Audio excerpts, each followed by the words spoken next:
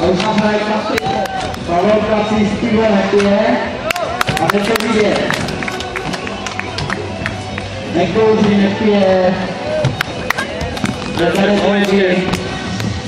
Takže všichni začínající rajdeři by si s námi měli brát příklad. A jak to jezdí, že? Nebrat si příklad země. Radek Cinica, velký potlesk, super jízda. Druhý místo. Druhý místo skupina druhé místo.